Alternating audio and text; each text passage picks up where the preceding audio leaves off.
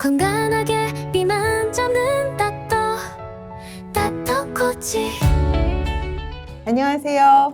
내 손 안의 코치, 비만 잡는 닥터 코치 김주영입니다. 오늘은 우리가 매일 즐기는 음식 중에 의외로 우울증을 악화시킬 수 있는 음식들에 대해서 얘기를 좀 해보려고 합니다. 사실 편하게 즐기던 단 음식, 가공식품, 그리고 패스트푸드가 단기적으로는 만족감을 주지만 장기적으로 우리 기분에 어떤 영향을 미칠지 한번 생각해 보시는 시간이 되셨으면 좋겠습니다. 오늘은 그래서 이런 음식들이 왜 부정적인 영향을 미치는지, 그리고 이를 피하거나 대체할 수 있는 방법에 대해서 알아보겠습니다.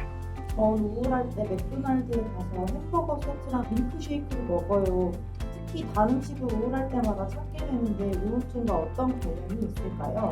네. 저도 사실 우울할 때 맥도날드를 가는 경우가 가끔 있습니다. 사실 우리는 매일 일정량의 에너지 섭취를 해야 되죠. 특히 열량에 직접적인 영향을 주는 탄수화물, 단백질, 지방은 본능적으로 잘 찾아서 잘 먹어야 됩니다. 그러니까 이건 뇌에 각인이 되어 있어요. 그래서 기본적으로 달달한 음식, 기름진 음식, 염분이 결합된 이 세 가지 조합은 뇌에 강력한 신호를 보냅니다. 신호를 보내고 마약성 전달 물질을 분비합니다. 그러면 뇌는 생존에 도움이 되는 음식으로 판단하고 이 음식을 원하게 돼요. 이 음식을 원하게 되는 역할은 도파민이 또 해주고 있습니다. 단 음식과 패스트푸드는 혈당을 급격히 올렸다가 빠르게 또 떨어뜨려요. 처음에는 에너지가 확 올라가지만 곧바로 이제 바닥을 치면서 쉽게 피곤해지고 더 우울한 기분이 들 수 있어요. 그러니까 왔다 갔다 하는 폭이 굉장히 큰 거죠. 이 과정이 반복되면 단 음식을 계속 찾게 되는 악순환이 생기게 됩니다. 최근 연구에 따르면 초가공 음식, 특히 패스트푸드나 가공된 단 음식 같은 것들을 많이 먹을수록 우울증 위험이 높아지고 뇌 구조에도 변화가 생긴다는 결과가 나왔어요. 특히 우리 뇌에는 감정을 조절하는 편도체라는 것이 있습니다. 그게 많이 이제 줄어들고 뇌의 보상 시스템도 줄어드는 경향이 있다고 되어 있어요. 그래서 감정 조절의 영역이 약해지는 겁니다. 또한 초가공식품은 몸의 염증을 많이 높이는데 이것도 또한 우울증이랑 관련이 깊어요. 연구에서 보면 이제 초가공 식품을 많이 먹었을 때 백혈구 수치가 올라가고 이럴 경우에 우울증과의 관계가 상당히 강해진다고 많이 밝혀져 있습니다. 또 마지막으로 내가 먹는 건 나만 먹는 게 아니다.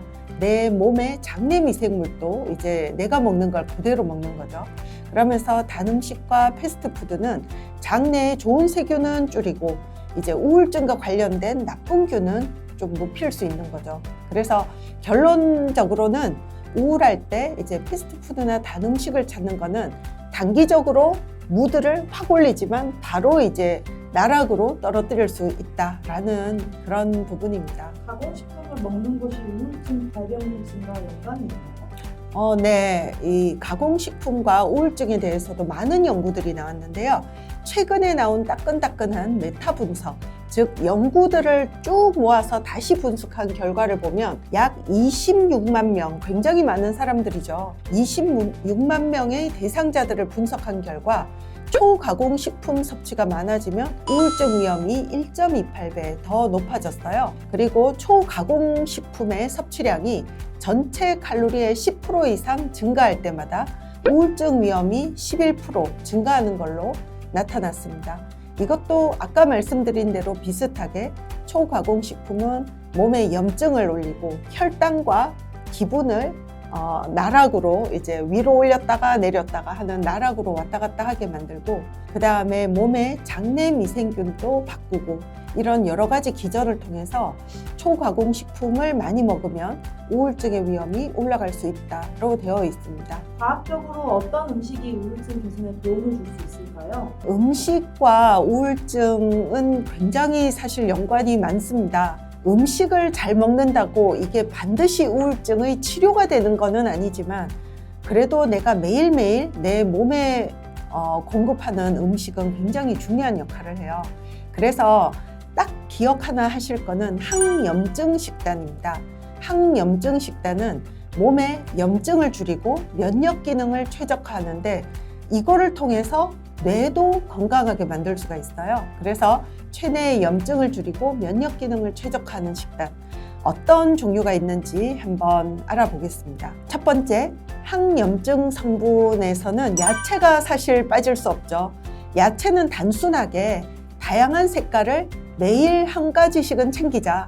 흰색, 빨간색, 초록색 이런 식으로 다양한 색깔의 야채를 매일 먹는 것만으로도 충분한 항염증, 항산화 식단이 될 수 있습니다. 예를 들면 토마토의 리코펜, 또 시금치, 케일, 브로콜리 같은 데 들어있는 비타민C와 K 등은 아주 좋은 예가 될 수 있어요. 야채는 가급적이면 신선하게 먹으면 좋지만 볶음이나 찜 형태로 또는 죽이나 국물에 포함해도 괜찮습니다.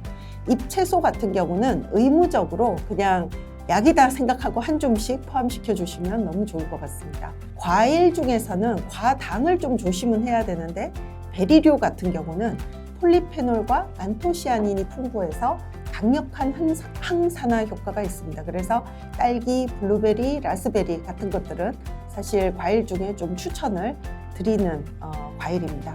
두 번째는 건강한 지방입니다. 특히 이 지방은 뇌의 구성 성분이기도 해서 굉장히 중요한데요. 오메가3가 풍부한 등푸른 생선, 연어, 고등어, 정어리 이런 데 있는 이제 오메가3가 풍부한 생선은 염증의 조절에 도움이 됩니다. 그리고 아마씨, 치아씨, 호두 같은 경우도 좋은 식물성 오메가3의 공급원이 됩니다. 올리브 오일이라든지 아보카도 같은 경우도 건강한 지방원이 될 수가 있고요. 호두나 아몬드, 해바라기 씨 같은 경우도 비타민 E, 폴리페놀 같은 것들이 풍부해서 항산화 효과가 있습니다. 아마씨라든지 이런 것들은 오메가3와 리그난 성분이 항염 효과를 보여줄 수 있어서 굉장히 좋습니다. 세 번째 기억할 거는 섬유질이 많은 탄수화물입니다. 섬유질이 들어가면 장내 미생물을 아주 좋은 먹이가 될 수가 있어서 염증을 줄이고 또 장내에 건강한 환경을 만드는 데 매우 좋은 도움이 됩니다. 특히 통곡물, 현미, 귀리, 보리 같은 곡물은 식이섬유가 많아서 강력하게 추천을 드립니다. 같은 맥락에서 네 번째 보실 거는 발효 음식입니다. 김치, 된장, 요거트 같이 유산균이 풍부한 발효 음식과 또 그 아래에 프리바이오틱스, 섬유질이 많은 음식을 잘 섭취하면 장내의 미생물들을 잘 만들 수가 있어서 항염증 효과를 낼 수가 있습니다. 다섯 번째는 아미노산입니다. 우리 아미노산은 직접 우리의 도파민, 아드레날린, 세로토닌 같은 행복 전달 물질, 신경 전달 물질에 아주 필수적입니다. 그래서 도파민, 아드레날린, 세로토닌 등의 신경 전달 물질을 만드는 필수 아미노산이 페닐알라닌, 트립토판, 타이로신, 메티오닌 등인데 하나씩 간단하게 보겠습니다. 트립토판은 세로토닌과 멜라토닌을 만드는 원료입니다. 그래서 트립토판이 많으면 우울증과 불면증 예방에 도움이 된다 보면 될 것 같습니다. 페닐알라닌은 타이로신의 전구체고 나중에 도파민, 엔돌핀 생성에 관여해서 기분을 좋게 해줍니다. 타이로신은 도파민, 노르에피네프린, 에피네프린의 전구체라서 우리의 집중력 그리고 동기부여에 굉장히 중요하죠.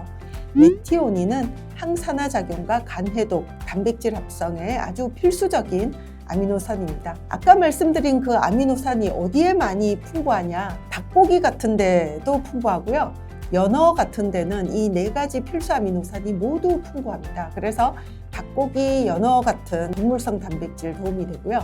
달걀 같은 경우는 좋은 아미노산의 균형을 가지고 있어서 보통 우리가 완전 단백질 중에 하나라고 불리죠. 그래서 달걀 같은 경우도 도움이 됩니다. 아몬드라든지 해바라기 씨 같은 경우는 단백질과 건강한 지방도 같이 있고 필수 아미노산이 있어서 도움이 되는 견과류고요. 현미, 귀리 같은 경우도 식이섬유와 또 좋은 아미노산의 보충원이 될 수 있습니다. 두부라든지 렌틸콩에도 이런 음식들이 많습니다. 여섯 번째로 비타민, 미네랄 중에서 이제 비타민 D 정도를 드시는 건 도움이 될 것 같아요.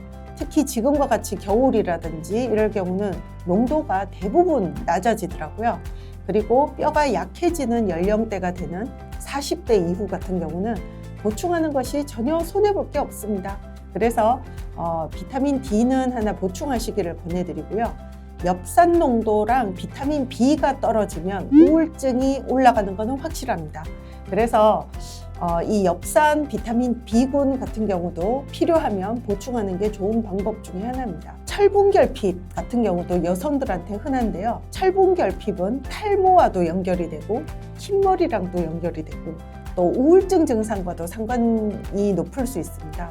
철분이 떨어지면 근육 내 경련 같은 것도 많이 올 수 있어요. 아연이라든지 마그네슘 결핍 같은 경우도 우울증과 관련이 있을 수 있어서 보통은 하루 한 끼만 건강하게 잘 챙겨 먹어도 이런 결핍은 상당히 많이 예방을 할 수 있습니다. 그렇지만 사람에 따라서는 아연이라든지 철분이라든지 이런 것들이 많이 농도가 떨어질 수 있어서 필요하면 이런 부분에 대한 검사를 해보고 보충을 하는 것은 권해드릴 수 있습니다. 오늘의 내용이 재밌으셨으면 좋아요, 구독, 댓글로 여러분 생각 남겨주세요. 건강하게 비만 잡는 따또 코치